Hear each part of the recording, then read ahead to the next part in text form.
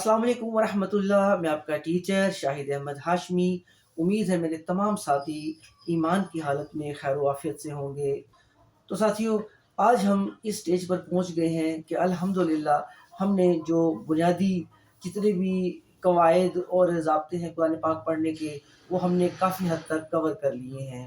मिसाल के तौर पर सबसे पहले हमने हरूफ तहजी देखे थे। उसमें भी माशाल्लाह हम बहुत अच्छे तरीके से और डिटेल के साथ मैंने आप सब लोगों को बताया और आपको उम्मीद है समझ भी आ गई होगी। उसके बाद उनकी उन हरूफ के ऊपर जो हरकत आती हैं वो सारी हमने देखी, ज़बर, ज़ेर, पेश, और उसके अलावा तनवीन का जो कायदा था वो मैंने आपको बताया। उसके बाद हमने जज़म को देखा कि जज़म क्या होती है, उसको कैसे पढ़ा जाता है, उसका कायदा क्या है, ये सारा कुछ मैंने आपको बताया। तो साथियों, उसके बाद फिर खड़ा ज़बर, खड़ा ज़ेर और उल्टा पेश, इसको भी हमने देखा। तो यहाँ तक पहुँचने के बाद अल्हम्दुलिल्लाह अब मैं ये कह सकता हूँ कि हमने तकरीबन अगर ज़्यादा नहीं तो 50% जो कुरान में जो कवायद व ज़वाबित है वो हमने कवर कर ली है, जो कि बुनियादी हैं, जो कि बुनियादी हैसियत रखते हैं कुरान पाक पढ़ने में। जी, तो जो मेरे नए आने वाले साथी हैं यकीनन उनको इन चीज़ों का या तो पता नहीं होगा या डिटेल से उन्होंने नहीं सुनी होगी। तो उनको यही मशवरा है कि आप मेरी पिछली क्लासेस सारी देखें, इंशाल्लाह आपको समझ आ जाएगा, फिर आज की क्लास भी आपको यकीनन समझ आ जाएगी। तो उसका सबसे आसान तरीका क्या है, अगर आप ये वीडियो देख रहे हैं तो आप इस वीडियो को सब्सक्राइब कर लें। फिर जितनी भी मेरी क्लासेस जो आज तक हो चुकी है वो आपकी सारी सब्सक्राइब लिस्ट में आ जाएंगी और आप बआसानी उनको सीक्वेंस के साथ देख सकते हैं। तो ये एक फ़ायदा है सब्सक्राइब करने का, जो कि मैंने आपको बता दिया। अच्छा, तो दोस्तों आज की जो क्लास है उसमें हम पढ़ने लगे हरूफ मद्दा। अब ये सबसे पहले देखते हैं कि लफ्ज़ मद, मद का मतलब क्या है। साथियों, मद का मतलब होता है खींचना या दराज करना। किसी भी हर्फ की आवाज़ को हम जब खींचते हैं उसको लंबा, या उसको ये कह लीजिए कि हम उस आवाज़ को दराज करते हैं, तो उसको हम मद कहते हैं। तो कुरान पाक में सिर्फ 3 ऐसे हरूफ हैं जिनको हरूफ मद्दा कहा जाता है। मैं उन मद की बात नहीं कर रहा अभी, जो कि हम कुरान में अक्सर देखते हैं, जो साइन जिसका बना होता है, जैसे ये साइन, इसको मद मुत्तसिल कहते हैं, और ये दूसरी जो है इसको मद मुनफसिल कहते हैं। मैं अभी इन मद्स की बात नहीं कर रहा, अभी मैं हरूफ मद की बात कर रहा हूँ। ये जब वक़्त आएगा तो फिर इंशाल्लाह ये भी आपको डिटेल से समझाऊँगा। ये जो दोस्तों जो हरूफ़े मद हैं, ये कुरान पाक की तकरीबन हर आयत में आपको मिलेंगे, हर आयत में आपको मिलेंगे। लेकिन आपने इनको पहचानना कैसे है, इसको जानना कैसे है कि ये इस वक़्त ये जो हरूफ़ हैं, ये मद कैसे बनते हैं और ये हरूफ़ कौन से हैं? सबसे पहले ये देख लीजिए, हरूफ़ सिर्फ़ 3 है। उसमें पहला जो है वो हरूफ़ मद का जो है वो है अलिफ़, दूसरा है वाव, एंड जो लास्ट वन और तीसरा वो है या, जैसे कि आपने स्क्रीन पे देखा। दोस्तों, ये 3 हरूफ हैं, अलिफ, वाव और या, इनको हरूफ मद्दा कहते हैं। लेकिन इनका कायदा क्या है? ये हरूफ मद्दा कैसे बनते हैं? ये हमें कैसे पता चलेगा कि इस वक़्त ये हरूफ मद्दा में शामिल हैं या ये आम अपने आवाज़ दे रहे हैं? तो साथियों, उसका बड़ा ही आसान सा कायदा है जो मैं आपको आज बताने लगा हूँ। मैं इंशाल्लाह कोशिश करूँगा कि साथ-साथ स्क्रीन पे भी आपको मैं वो दिखाता जाऊँ कि क्या-क्या फ़र्क है और ये किस तरह हरूफ़ मद्दा में शामिल होते हैं।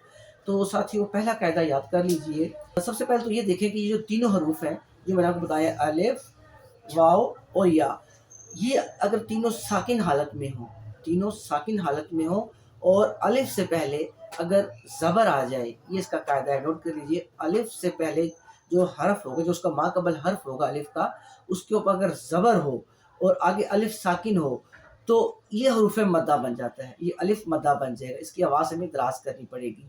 इसी तरह दूसरा हर्फ़ लेते हैं, दूसरा हर्फ़ है हमारा वाव। वाव अगर साकिन हो और उससे पहले वाला जो हर्फ़ है, उसके ऊपर अगर पेश आ जाए, साथियों ये याद रखने की बात है। दूसरा जो हमारा हर्फ़ है मद्दा का, वो है वाव, और वाव साकिन हो और उसके पीछे वाले हर्फ़ पे, उससे पहले वाले हर्फ़ पे अगर पेश आ जाए, तो वो वाव मद्दा बन जाता है। इसी तरह अगर हम अपने या हरूफ़ या को देखें, जो कि हमारा तीसरा हरूफ़ है, वो किस तरह मद्दा बनेगा? अगर या साकिन हो हालत में हो और उससे पहले वाला जो हरफ हो उसके नीचे ज़ेर हो, तो साथियों इस तरह ये जो या है ये भी हरूफ़ मद्दा बन जाता है। इस तरह जो या है ये भी हमारा मद में शामिल होता है। इस तरह ये एक तरीका है, ये एक छोटा-सा कायदा है जो कि बहुत आसान सा है, अगर आप गौर से सुनें तो आपको समझ आ जाएगा। मैंने क्या कहा? मैंने कहा कि अगर अलिफ़ साकिन हो और उससे पहले अगर ज़बर आ जाए, उसके पहले हरफ पर ज़बर आ जाए, तो ये अलिफ मद्दा बन जाएगा, अलिफ मद की आवाज़ निकालेगा। इसी तरह اگر واو واو ساکن ہو اور اس سے پہلے اگر پیش آ جائے اس حرف پہ، اس سے پہلے والے حرف پہ پیش آ جائے تو یہ واو جو ہے یہ واو مدہ بن جائے گا۔ اس طرح میں نے بتایا کہ جو یا اگر ساکن حالت میں ہو اور اس کے اوپر جزم ہو اور اس سے پہلے والا جو حرف ہے اس کے نیچے اگر زیر آ جائے تو یہ یا مدہ بن جاتا ہے۔ تو اب ساتھیوں اس مدہ کی کتنی آواز ہوتی ہے، کتنا ہمیں کھینچنا پڑے گا؟ آپ کو یاد ہے ہم نے اپنی پچھلی کلاسز میں کھڑا زبر، کھڑا زیر اور الٹا پیش پڑھا تھا، وہ اس کی مقدار جو ہے وہ اس مد کی مقدار کے برابر ہوتی ہے۔ یہ دونوں کی سیم جو ہے نا آواز کی مقدار ہوتی ہے۔ مثال کے طور پہ ہم نے جب اپنے پہلی ترتیب میں پڑھا تھا با، اگر ہم زبر لیں تو با زبر با ہم نے یہ پڑھا، اور اس کے بعد کھڑا زبر کر دیں با کھڑا زبر با۔ اسی طرح اگر با کے بعد الف آئے اوپر زبر ہو، با کے بعد الف آئے اوپر زبر، جیسا کہ آپ اسکرین پہ دیکھ رہے ہیں اوپر زبر ہو تو یہ با زبر با پڑھا جائے گا۔ با زبر با نہیں ہوگا، الف ہو تو با زبر با پڑھا جائے گا۔ تو ساتھیو یہ فرق ہے، اتنا ہم اس مد کو کھینچتے ہیں۔ اس کو مد کسر بھی کہا جاتا ہے کیونکہ یہ کسر کر کے پوری مد تو 4 حرکات کے برابر ہوتی ہے نا۔ جس طرح اگر ہم کہتے ہیں با مد، با کے اوپر اگر سائن والی مد ہو تو با اس طرح پڑھیں گے، لیکن یہ جو مد حروف مد ہے یہ کسر کر کے اس میں مد کرتے ہیں۔ اس کی مقدار کھینچنے کی وہی مقدار ہے جو کہ کھڑا زبر یا کھڑا زیر اور الٹا پیش کی ہوتی ہے۔ تو میرا خیال ہے آپ کو اچھے سے سمجھ آ گیا ہوگا کہ حروف مد کون کون سے ہیں، ان کو پہچاننے کا کیا طریقہ ہے، اور ان کی آواز جو کھینچنی ہے وہ کتنی کھینچنی ہے۔ سیم اتنی ہی کھینچنی ہے جتنی ہم نے کھڑا زبر میں کھینچی تھی، تقریباً 2 حرکات کہہ لیں، دو زبر کے برابر یہ آپ کہہ سکتے ہیں۔ تو ساتھیوں اس کو سمجھانے کے لیے میں نے کیونکہ یہ کلاس بہت لمبی ہو جائے گی، اگر میں تینوں کا آپ کی اس کے مشق کرواؤں گا تو کلاس کافی طویل ہو جائے گی، لہٰذا میں نے یہ پلان کیا ہے، ہوپفلی آپ مجھ سے ایگری کریں گے کہ آج ہم جو مشق کریں گے اس میں صرف اور صرف اپنے جو حروف، ہمارا پہلا حرف ہے الف، الف کے سے پہلے حرف میں جب زبر آتی ہے تو وہ الف مد بن جاتا ہے، اور اس کس طرح پڑھا جائے گا اور اس کی کیا کیا شکل ہوتی ہے وہ آپ کو میں مشق کرواؤں گا، اور انشاءاللہ پھر آگے آنے والی کلاس میں اسی طرح واو مد اور پھر اگلی کلاس میں یا مد کو ہم اچھے ڈیٹیلز کے ساتھ ڈسکس کریں گے تاکہ آپ کو اچھے سے ذہن نشین ہو جائے اور آپ کبھی بھولیں نہ۔ تو میرا خیال ہے بلا تاخیر چلتے ہیں ہم اپنا جو پہلا ہمارا حرف مد ہے الف والا اس کی پریکٹس کرتے ہیں، تو بلا تاخیر چلتے ہیں اپنی کلاس کی طرف۔ اعوذ باللہ من الشیطان الرجیم، بسم اللہ الرحمن الرحیم۔ تو تو میرے عزیز ساتھیو جیسا کہ آپ دیکھ رہے ہیں اسکرین پر، یہ پہلا جو حرف ہے اس کے اوپر سمپل زبر ہے جو ہم پہلے پڑھ چکے ہیں، یہ دوسرا ہے اس کے اوپر کھڑا زبر ہے یہ بھی ہم پڑھ چکے ہیں، جو آج نیا ہے وہ با زبر کے ساتھ ہے اور اس کے ساتھ الف ملے گا۔ تو یہ دیکھیے اس کی فائنل شکل ہے، یہ با کے اوپر زبر اور ساتھ الف ہے۔ اب ہمارا قاعدہ یہ ہے کہ الف ساکن ہو اس سے پہلے والے حرف پہ اگر زبر ہو تو وہ مدہ کی آواز نکالے گا، تھوڑا کھینچنا پڑے گا۔ جیسے یہ دیکھیں یہ با زبر با، با کھڑا زبر با، اور با زبر با، اس کے ساتھ الف ہے۔ اب میرے ساتھی سوچ رہے ہوں گے کہ قاعدہ تو یہ ہے کہ یہ تینوں جو حروف مدہ ہیں یہ اگر ساکن ہو اور اس سے پہلے اگر زبر پیش یا زیر ہو تو پھر وہ مدہ کی آواز نکالیں گے۔ تو میرے عزیز ساتھیو یہ الف جو ہے نا، یہ اس لیے اس کو ہم الف کہہ رہے ہیں کہ اس کے اوپر کوئی حرکت کوئی علامت نہیں ہے، تو یہ الف بولا جائے گا اور یہ ساکن تصور کیا جائے گا، ٹھیک ہے، یہ ساکن تصور کیا جائے گا۔ باقی جو واو اور یا کے کیس میں ہے وہ دونوں ساکن، ان دونوں کے اوپر جزم آئے گی، واو سے پہلے پیش ہوگا تو پھر وہ مدہ بنے گا۔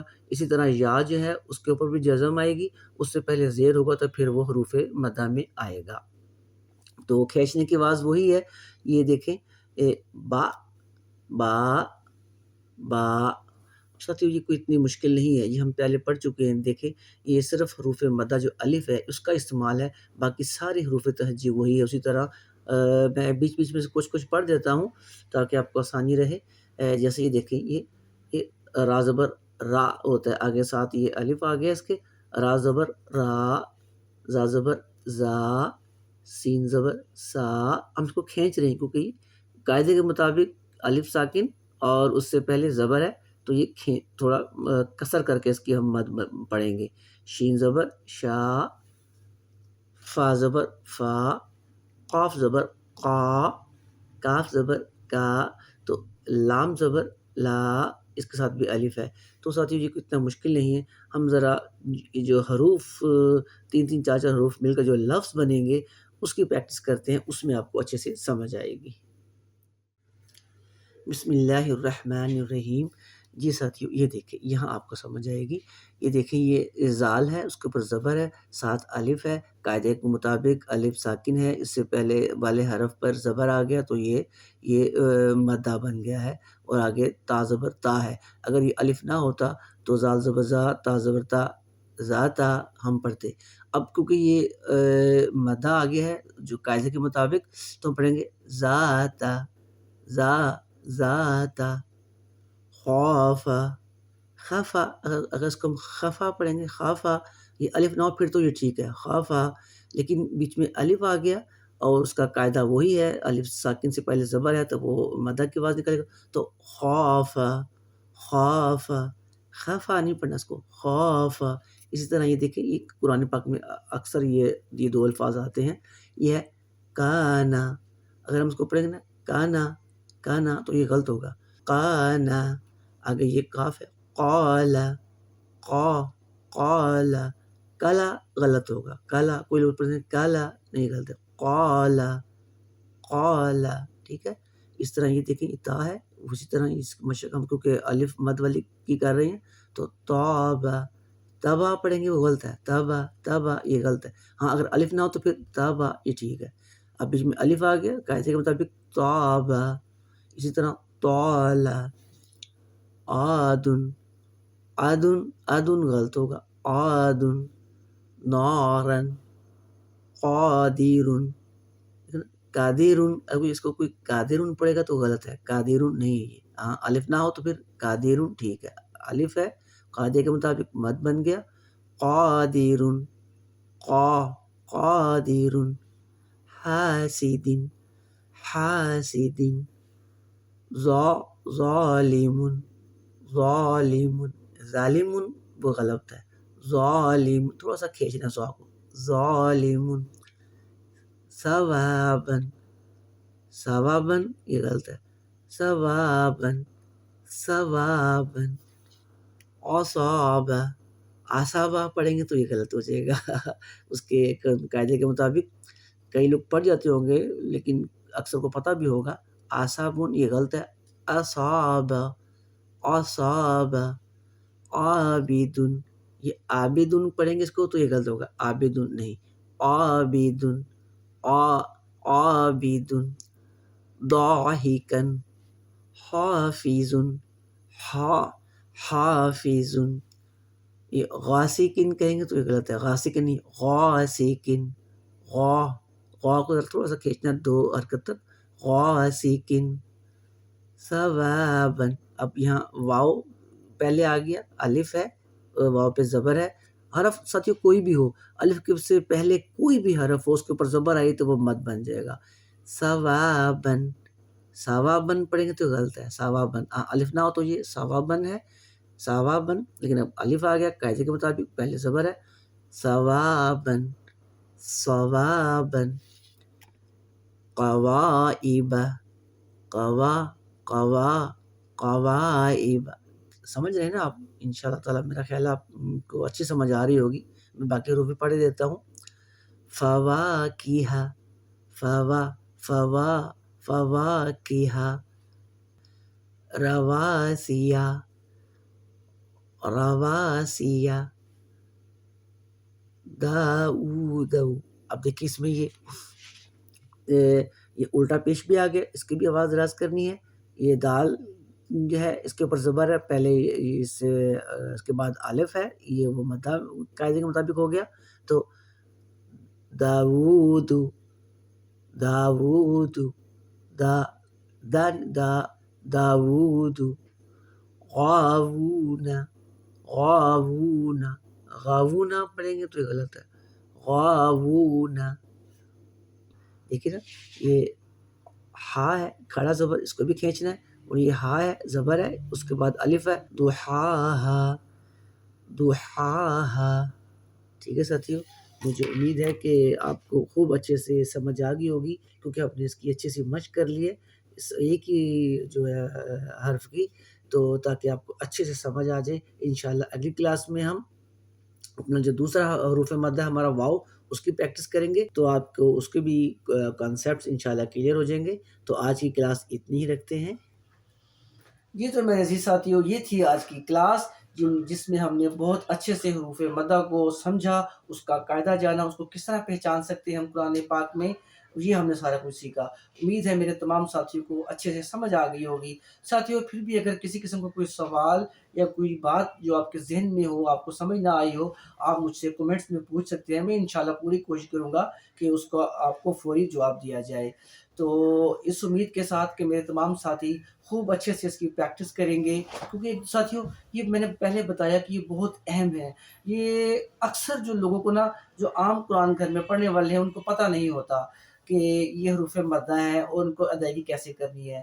تو اس لیے یہ بہت ان کے لیے جو کہ نیا سیکھ رہے ہیں اور جو پہلے پڑھ چکے ہیں جو لوگ، ان کے لیے بھی بہت اہم کلاس ہے کہ اس کو سمجھ کے، اس قاعدے کو سمجھ کے پھر آپ قرآن پاک پڑھیں گے تو انشاءاللہ دیکھیں آپ کے پڑھنے میں کتنی خوبصورتی آئے گی اور آپ کے دل کو ایک اطمینان بھی ہوگا۔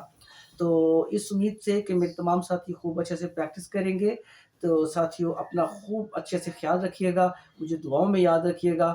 تو انشاءاللہ تعالی ملتے ہیں آنے والی اگلی کلاس میں، تب تک کے لیے آپ سے اجازت چاہتا ہوں۔ اللہ حافظ۔